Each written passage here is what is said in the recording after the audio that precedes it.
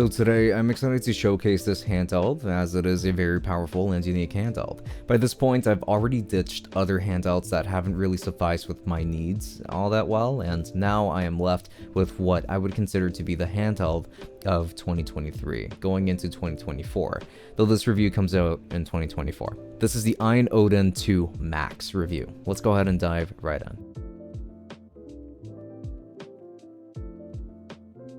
So real quick, I actually took the Odin 2 Max with me on a trip to Norway, and it was a great companion to carry around on this trip. Whenever I could, I was playing games on it, and the battery is so large that it reliably lasted a long time for long play sessions, including on the plane for a good chunk of that ride from New York all the way over to Iceland. So this is a certified great device for travel, and there was another one that I took with me as well, so we will talk about that device in a separate video, or it should already be up, but this one was my primary travel gaming handheld. Even my Steam Deck stayed home for this trip.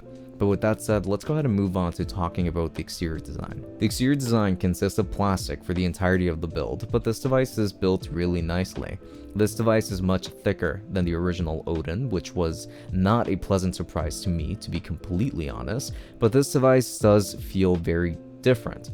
It feels like it has a tighter grip, and it does feel better in hand as a result, even though the chunkiness does take away from its sleekness, to be honest. On the front, you're going to find all of your typical face buttons and the stereo front-facing speakers.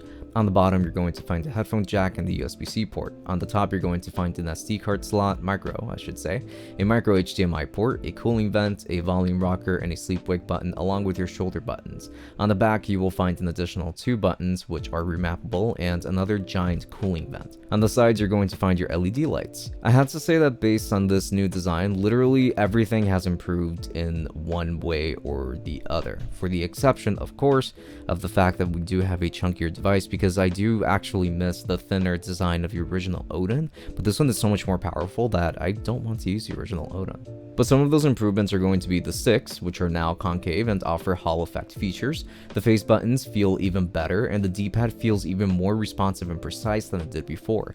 The design is just objectively better than it once was, and I'm quite happy with it.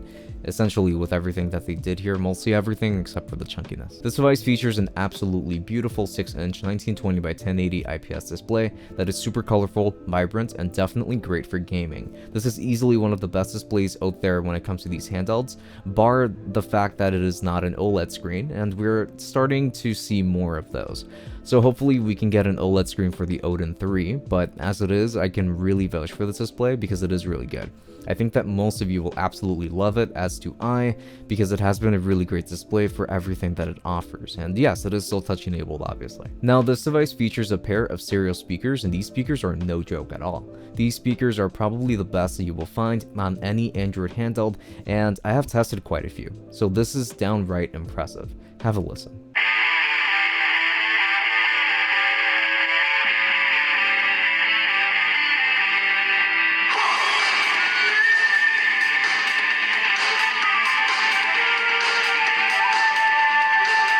As for other specs, this device features a Snapdragon 8 Gen 2 CPU, 16GB of RAM for the Max model, 512GB of storage for the Max model, and an 8000 mAh battery. These specs are very impressive for an Android handheld, if not a little bit overkill, so we will look at this even further with the gaming test. I'm going to focus on the systems that I play the most, which happen to be some of the more high-end systems, but there are also not that many that can be played on Android quite yet anyway. Well, actually, it can definitely run quite a few, but we can't go past PlayStation 2. So beginning with PlayStation 1 and moving up from there. I tested DuckStation emulator with Valkyrie Profile. Look, I like my JRPGs, and that is just what I mostly play, what I mostly tested over here, so that's what we're going to highlight for the most part. But with that said, the Odin 2 Max is absolutely no slouch. I boosted this game to a 5x resolution so that it can run at 1080p. There's no point in trying to run it higher than that because this device only has a 1080p screen after all. But yes, it was absolutely fantastic and the game looked really sharp, really nice. This game performed really well, and I experienced zero issues here. You can count on any and all PlayStation 1 games being playable on a device like this, but I think that should go without saying. PSP performance through the PPS's PP emulator was also very good. For example, a game like God of War, which I know is the game that everyone wants to see be tested, ran flawlessly at 4x resolution, 1080p, without any form of frame skipping being necessary at all. This looked really good, and this game ran really well here. I was surprised to see this game being one of the most demanding PSP games out there just running so well at this resolution on this handheld. I was very happy to see this and would definitely recommend the Odin 2 for PSP emulation. The performance improvements compared to the first one are definitely noticeable. Next is PlayStation 2 performance through the Ether SX2 emulator, and this one was an interesting one to say the least. So I tested out Naruto Ultimate Ninja 3, one of my favorite PS2 games of all time, and I was able to run it at 2x resolution with very few issues in the open world. Sometimes there were frame dips and the sound would also dip along with it, so it's definitely not perfect, but it is surprisingly playable. If you're not too sure about doing 2x, know that a lot of games should be able to run fine at 2x. Most will likely have a sweet spot at around 1.5x, but 1x is still available to you if you're not getting the desired performance. So do keep that in mind, but this device ran this game quite well, and I played through the entire campaign on this device too. For GameCube performance using the Dolphin emulator at a 2x resolution boost, Zelda Twilight Princess ran quite nicely too. I did not notice any issues when running this game at this upscaled resolution with the Vulkan backend, which was nice. I'd say that a lot of games should be able to play at this 2x upscaled resolution, but naturally, some games will require that you play at a lower resolution.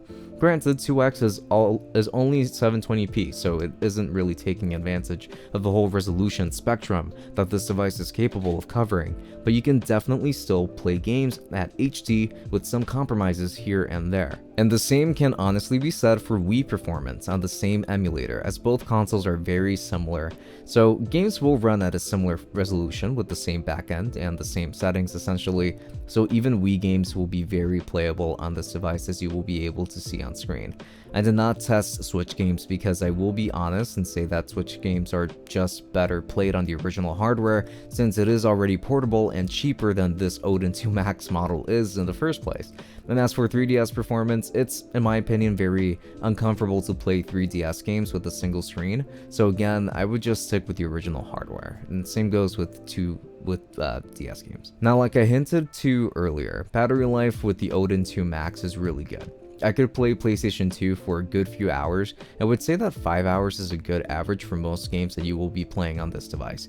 I had good luck with the battery life on this device, so I am very happy giving it a recommendation for its great battery as well. So do I ultimately have any complaints about the Odin 2 Max? Honestly, besides the chunkiness now, not really, because it does seem like it was a necessary change for us to get that huge battery and other things, but I think that the Max model might be too much for what people need. You can easily get a lot of performance out of the cheaper models, and honestly even the base $300 model, which is probably the one that I would recommend. But honestly, I don't have any complaints about this device. It's almost everything I've wanted out of a handheld, and I think that when the Odin 3 comes out, I will have my perfect handheld. The dock isn't here yet, but it will get here eventually, and if you guys want, I can do a follow-up video with the dock as well. So thank you so much for watching this video all the way until the very end. This video was a lot of fun to make, and it's nice to be back in the States to film and make these videos overall. Hopefully this video was helpful to you too, and I'm curious to know if I missed anything. Did you want me to test other systems or lower end systems? Let me know in the comments. But yes, the Odin 2 Max is a beast, and while it's probably too expensive, I'd recommend the base model, no problem. So yeah, strongly recommended. So I am going to be leaving links down below. Of course, these are not going to be affiliated since they're going to be directly to Odin's site, well, AYN's site. So yeah, it is going to lead directly over there. So please make sure to click on that if you want to get yourself an Odin, but it's not affiliated, so it doesn't really matter. Now, with that said, this has been Francisco from Tech Summit. Thank you so much for watching. Hopefully this video was helpful to you, and until next time, have a good one and enjoy.